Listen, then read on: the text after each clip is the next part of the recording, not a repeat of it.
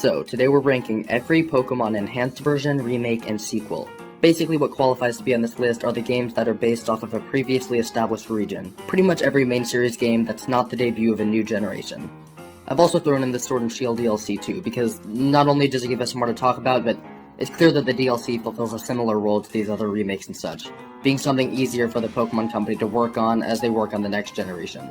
Also, I know some might be hesitant to put Legends Arceus on this list, but the way I see it, it's based on Sinnoh, it's not a new generation, it's fine here. Okay, let's begin! Let's start with Yellow.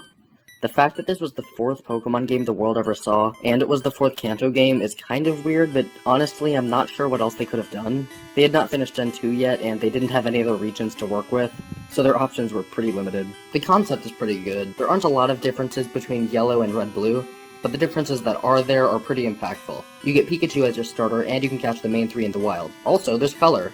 Note that's color, not colors. You only have a single color on screen at a time. But that's more than Red-Blue can say. I feel like Yellow is going to have to go in C tier. I don't love saying that, but there really isn't that much. I have notes for all these games. For Yellow, I literally just have like 2 lines. I don't want to hate on Yellow, but compared to the other games that I'm thinking about putting in higher tiers, it doesn't really hold up.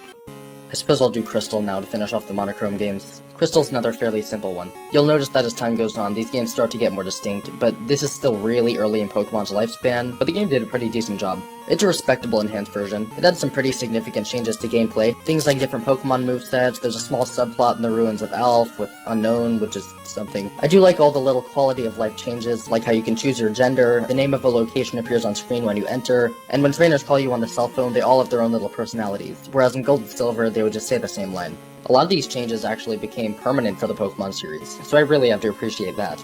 Even the story has changed a bit, with new characters and plot points. One thing I really don't like is the fact that there are Pokemon who don't appear in this game, and that do appear in the originals. Quite a few, actually. I really don't understand why they don't just copy the code over. The way I see it, an enhanced version should just be a better version of a game. So I seriously don't understand why they remove features when it would be just as easy just to put it in. Crystal may not be the last game to do this, but it is the first, and that's pretty annoying. Anyway, Crystal's fine. Alright, I think Emerald and Platinum should be talked about at the same time. They're pretty much model enhanced versions. First off, they changed the aesthetics of a lot. Seriously, pretty much every location looks slightly different. They change up the story and events pretty much perfectly and focus on the most important aspects of their previous games. I also want to note that Platinum made a lot of aspects of the game just faster, which is so appreciated because Diamond and Pearl were notoriously slow, and Platinum was the first Enhanced that added more to its region's Pokedex, which is also great as Diamond and Pearl's Pokedex was notoriously awful. Your only real Fire-type options for a playthrough in Diamond and Pearl are Ponyta and Chimchar. Emerald focuses on a story involving both Team Aqua and Team Magma, and the significance of Rayquaza, Groudon, and Kyogre. Then, Platinum actually follows a similar path, focusing on both the box art legendaries from the previous games, then putting the spotlight on this game's box legendary. Also, the Distortion World is awesome. I do kind of feel like enhanced versions lose a couple of points just through being enhanced versions, because things like remakes are obviously going to have better stuff in them just by design, but I think these are really solid. I'll put them in D tier. Heart Gold, Soul Silver. Now we're talking. Heart Gold and Soul Silver are some of the most beloved Pokemon games of all time, and I absolutely see why. They improve pretty much everything from the Gen 2 games. The battles in this game are way more enjoyable thanks to them using the mechanics from Platinum. The music and sprite work is fantastic, the gyms look so cool. I feel like Silver is an overall better written character in these games. Little things like his Golbat evolving into a Crobat due to their friendship just shows his development perfectly. HGSS also did a distinctly great job at connecting the player with their Pokemon, by letting the Pokemon follow the trainer, and the Pokewalker in general, which was also really cool. And honestly, Kanto is handled way better than it was in Gen 2. There are new interesting locations, which are always welcome, plus new obtainable legendary Pokemon, Groudon, Kyogre, Mewtwo, Arceus. While I personally still prefer to play Fire Red and Leaf Green, I have to say, objectively, these are probably the best Pokemon remakes we've seen. I don't think I need to argue too much for Heart Gold Soul Silver's placement. You can really tell they poured their heart and soul into it. Fire Red and Leaf Green. Pokemon Fire Red is the first video game I've ever played, and it's quite possibly my favorite Pokemon game of all time. I will try not to let my bias affect the placement too much, but at the end of the day, it's my list. So anyway, they're amazing. Quite simply, they're beyond model remakes. Filling the national dex is a joy, because you can catch Johto and Hoenn Pokemon. Fire Red and Leaf Green are the only Kanto games that allow you to do this. But the way you get these Pokemon is not in the main Kanto region, but in the Sevi Islands. The Sevi Islands are just incredible. It's 7 new islands that are essentially an entire new region. They just add so much to the game. Right after you defeat Blaine at Cinnabar, Bill shows up and asks you to come with him to the 7 Islands. I seriously cannot stress enough how much this adds. So many new places to explore, new Pokemon to capture, new characters and subplots. However, you do only have access to the first 3 islands until you defeat the Elite Four. But once you do, the post-game is a joy. The 7 Islands are so fun to traverse, especially with how beautiful this game's art is. Speaking of which, did I mention how beautiful this game looks? This is without question my favorite art style in all of Pokemon. The colors and pixels look so well together. I really don't know how to describe it because art is so subjective, but just look at Snorlax here and tell me this game isn't something special. This is only a Gen 3 game, but so much has been improved since Red and Blue, and it's all present here. Pokemon now have abilities, natures, glitches are gone, the battle system in general has had a lot of tweaks, and we have Hoenn and Johto Pokemon. Also, take a look at this game's sprites, then take a look at some of the sprites from Gen 1. If this were just my opinion, these would probably be at the very top of the list. Again, I acknowledge my bias, but I still think they're going into S tier. Go ahead and fight me in the comments. I can make an entire video about why this game is so great. There's more to go over, but I think there are other games on this list that deserve that time more. Let's finish up the enhanced versions with Oros and Sun and Moon. Oros did a really good job remaking the Hoenn region. First, I'll get one little nitpick. I've heard that the developers really wanted players to be able to complete the national dex with only Gen 6 games, so they just included every single Pokemon that wasn't an X and Y into these games. While I think that's an interesting concept, I don't like that it means pretty much every legendary in Pokemon history is in Oros. I personally like legendary Pokemon to be rare, so I'm not a huge fan of cramming every legendary into a single game, because the more legendaries you have, the less valuable each is. The story is actually pretty different in a lot of areas, mostly with the character interaction and the emphasis on Mega Evolution. Speaking of story, there's also the Delta episode in the post-game where you straight up have to destroy a meteor before it lands. That is some good post-game content. It's also a really cool way to introduce Deoxys.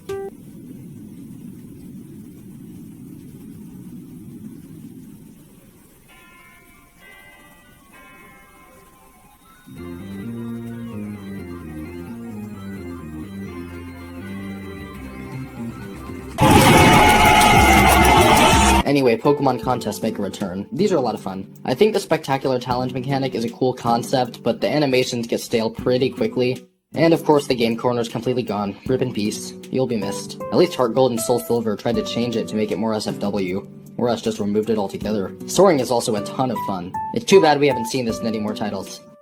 Then of course there's all the visual and map changes. Some cities are expanded, there's some new basic NPC dialogue and minor subplots, you know how this works by now. I think Oros did a great job redoing the Hoenn region. Transition into Ultra Sun and Moon, enhances of Sun and Moon. Again, things like a new intro, different version exclusive Pokemon, I don't care. Let's talk substantial differences. There were some really cool things added in terms of Pokemon like Ultra Necrozma, as well as its fusions, which are all awesome. Ultra Sun and Moon also just straight up brought in new Pokemon that we'd never seen before. Primarily Ultra Beast, which I think is really cool, and I'm glad it looks like they're doing that more often. There are also new dimensions to explore through the Ultra Warp Ride where you can catch Ultra Beasts. But of course, just like in Let's Go, the motion controls are horrific. Seriously, what was it with Gen 7 and their motion controls? There are a couple new minigames, I like the Surfing Mantine one. I'm not a huge fan of making 2 enhanced versions. I kinda feel like there should just be one that combines the best aspects of the previous 2 games. But with the story they had planned, I do kind of get that condensing into one game might not be a good idea. I've heard these games get a surprising amount of hate before, but I really don't see it. I like the story change in the Ultra games especially, to make Necrozma the main point. Also, I find the scene where Necrozma fuses with the box legendaries to be pretty cool, as well as when it becomes Ultra Necrozma to prepare for the most reasonably fair and fun battle in all of Pokemon. Also, I just like this game's soundtrack more than the originals.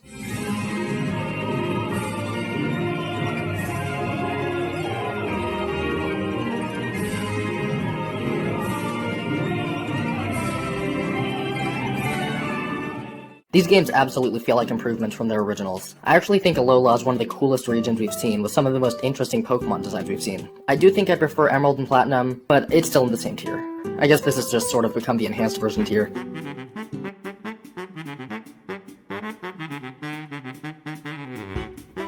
Is there even any debate here? Pokemon Black and White 2. The only true sequels in all of main series Pokemon. The games that many see as peak Pokemon. Pokemon Black and White 2 are genuinely stunning. I did extensive research on every game here before making this tier list, because I really wanted to understand everything there was to know about these games, to give them each the fairest shot they could have. Black and White 2 is one of the only games that even prior to research, I was 100% sure where it belonged on the list. Black and White 2 are the sequels to Pokemon Black and White. Not enhanced versions, sequels. They take place 2 years after the events of the previous games, and have a completely new story that branches off of their previous entries near seamlessly. The Unova region has been expanded, and you have substantially more locations to explore, but at the same time, some of the locations from the previous games start inaccessible. This is a pretty much perfect way to make these games feel like a completely fresh experience. Unova is known for its impeccable stories and characters, and I doubt it would be recognized for these aspects if it weren't for these sequels. Before this section, I consulted my friend OAX, who absolutely adores Generation 5. It's their favorite generation of all time, and actually had just finished a playthrough of Black 2.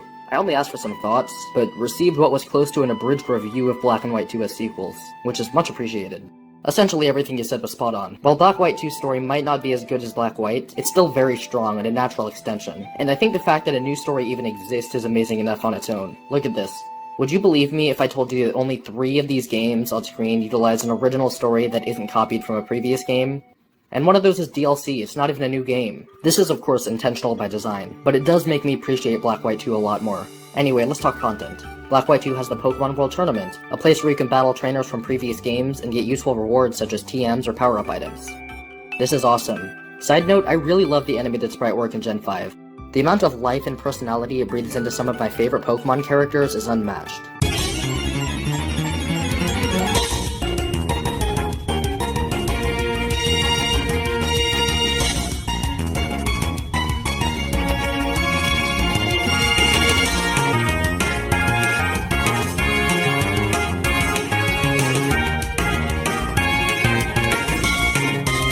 The new areas and gyms added to Unova fit perfectly, and the gym design is some of the coolest in all of Pokemon. Honestly, it's weird that the battlefield in these games' gyms look so much cooler than Sword and Shield's gym battlefields, which pretty much just consist of big open spaces. There's a lot more to talk about here, like how well End character is improved and expanded on, and his philosophies make him one of the most interesting characters in all of Pokemon. This is another game that could have an entire video based on it, and I think it's one of the most deserving. Maybe another day. Okay, this is probably going to be my most controversial take.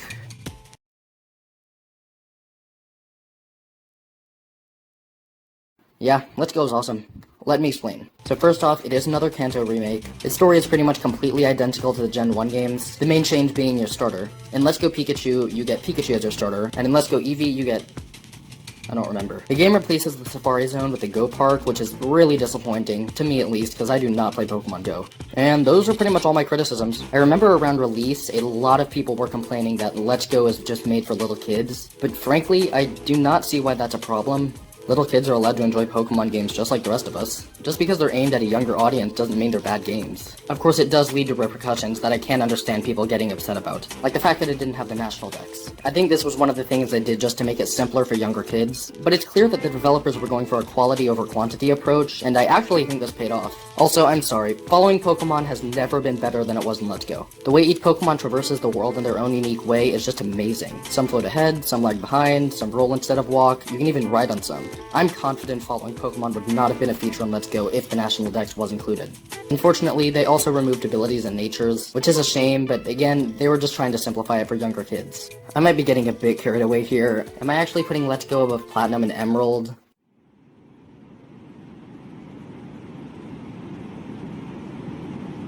Yeah, I'm committing. Let's Go is really good. Look, the way I see it, the developers did exactly what they set out to do. They wanted to make a cute little Pokemon game for young kids to enjoy, and there's nothing wrong with that. Plus, they even ended up handling some features better than other Pokemon games. I'll be honest, it's been a while since I've played the Sword and Shield DLC. This is the first time a Pokemon game has ever received DLC, and like I said before, the fact that the company was willing to explore a new avenue like this is really worth something. I don't know how controversial this sounds, but the DLC is the most fun I've had with Sword and Shield. Max raid battles are a ton of fun. I have good memories hunting for certain Pokemon with my friends here. Also, the DLC brought back a ton of Pokemon that were missing in Sword and Shield, which is cool, though a lot of people think these Pokemon just should have been in the base game, which is fair, honestly, but they ended up in the game regardless, and for me that's good. The landscapes in the new areas are absolutely beautiful, and I really enjoyed exploring them. I found the new stories to be a ton of fun, even though it was mostly just a bunch of little quests, and the new characters were more interesting than the ones in the base game. I found Peony and his dialogue with his daughter pretty entertaining. I wish they expanded on that. Also, the Galarian forms of the legendary birds look really cool. All of them. Though, I remember the subplot where you have to find 2,000 Diglett, which is so annoyingly tedious. But, I love when Calyrex possesses Peony to speak. Yo, holy shit, he dead! It's genuinely amazing that we've seen possession in a Pokemon game. What else was there?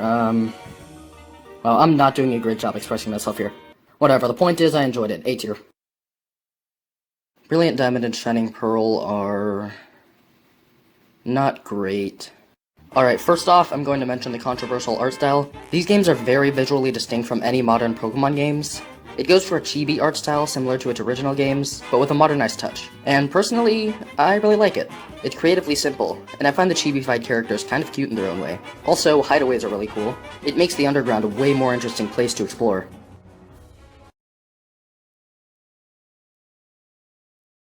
Also, I'm very glad we have character customization. It's a great feature I'd really like to keep. Now, with all that being said, the rest of the content in these games is pretty lackluster. For me, these games are the only remakes that I think are worse than their originals. These games did not do the Sinnoh region the justice it deserved. I guess we don't have HMs anymore, but at this point, it's kind of just an expected thing. And the HM replacement isn't even that creative. In Brilliant Diamond Shining Pearl, the way they replace HMs is just to have a random Bidoof show up and help you.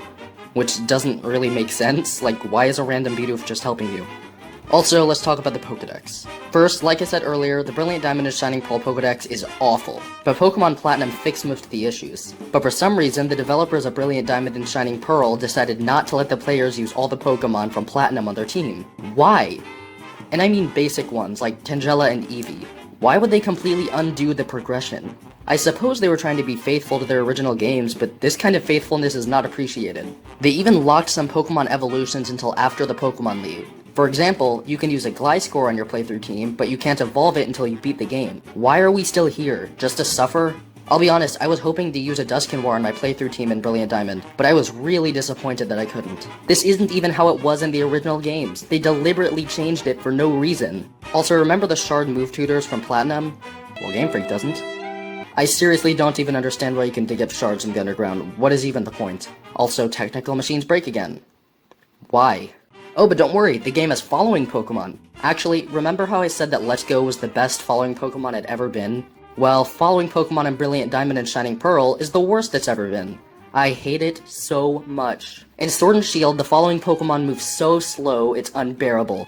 But at least the Pokemon models look good. So if you're standing still, it reads perfectly fine. But in Brilliant Diamond and Shining Pearl, not only do the Pokemon move slower than a Shuckle, they are ridiculously tiny. They literally just took the Pokemon models and shrunk them to the size of the player. Which, I should mention, takes more effort than just keeping them at their normal size. Also, the Pokemon are physical objects, meaning if they're ever in your path, they are obstacles you have to avoid. Look at how Let's Go and HGSS handles this. Just do what those games did. We should have following Pokemon down to a science at this point. If the developers can't handle this, I'd rather have no following Pokemon at all.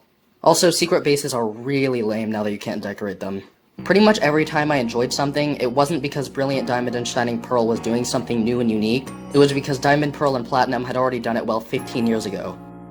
And we'll finish off with the most recent game on this list. Pokemon Legends Arceus completely redefined what a Pokemon game could be. It's probably the most innovative and positively unique game we've ever seen in the series. Catching Pokemon is more fun than ever before, with how simple and satisfying it is to throw a Pokeball in battle. Battling is more fun than ever before, with how natural the transitions into them are, and the sheer amount of strategy that's added with the strong and agile system alone. Exploring the world is more fun than ever before, with how many methods of traversing the land there are, and all of the mobility you have. I can have so much fun just by exploring and running around the world. We all know the satisfaction of jumping off a tall cliff with Weirdeer just to be caught by Braviary. The story and its plot points are very interesting as well. This is the most invested I've been in a Pokemon game story in a long time. I really like the part where Kamado banishes you from Jubilife Village, so you have to make it for a while without all the assistance you've had. Honestly, I wish they milked this plot point for a bit more. Things would have been more dramatic if they took away your assistance. Maybe just have Laventon give you a word of advice before returning to the village. Just something to point you in the right direction. And I feel like they take you to Kogeta's house way too soon. I'd definitely like more of this completely lost and alone scene. This was Game Freak's first time making a game like this, and it makes sense to be flawed. And trust me, it is very flawed. There are plenty of things I would change. It's so annoying how you can't throw Pokeballs off of Weirdeer even though you can throw them off of Basculegion, and the graphics can look kind of weird at times, but for every misstep, there's something done way right. Take a look here. The Pokemon in this game actually move their heads to face the Pokemon they're battling. Right. That's actually something that hasn't been done in Pokemon up until this point. And look at Professor Laventon here. He's usually just standing there, but when you go close to him, his head actually follows you. I know this seems like such a tiny thing to enjoy, but other Pokemon games on Switch would just have the people look forward at all times, which makes them feel so unnatural.